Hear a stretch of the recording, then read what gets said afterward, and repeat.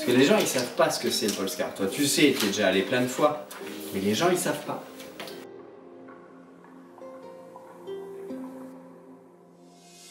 Donc bonjour à tous.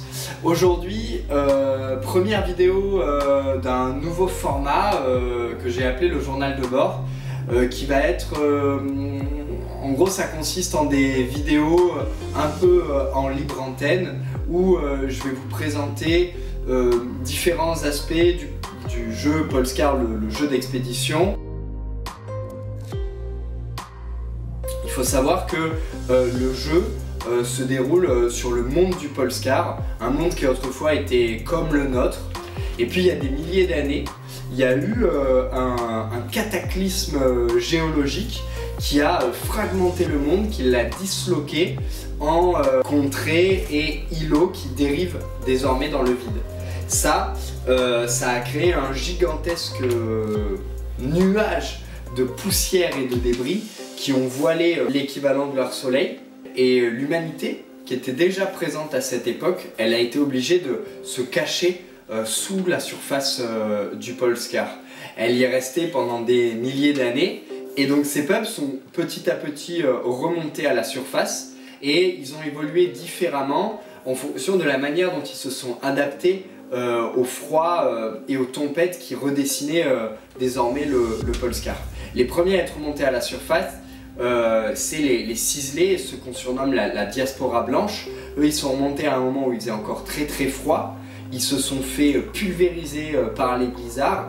Leur morphologie, leur métabolisme a changé pour donner naissance à un genre homo complètement adapté au froid, le corps recouvert d'une épaisse cryokitine, et ils vivent dans des villages flottants faits de bois et de glace qui dérivent.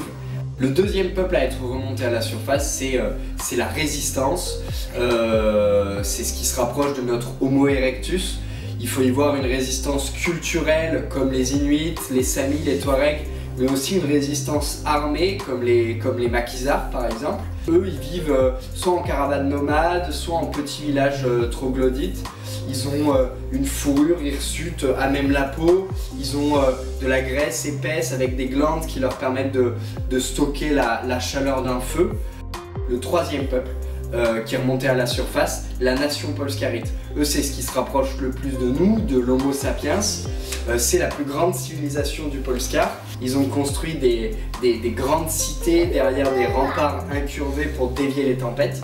Et il y a 150 ans, on a inventé le bateau volant, l'aéronef. Ça a créé une révolution technologique sans précédent, l'ère gravitaire. Il y a une partie de ces aéros qui en avaient marre de revenir, après avoir passé 6 mois dans le stratos, de revenir dans les grandes cités de la nation sous la propagande, l'endoctrinement national.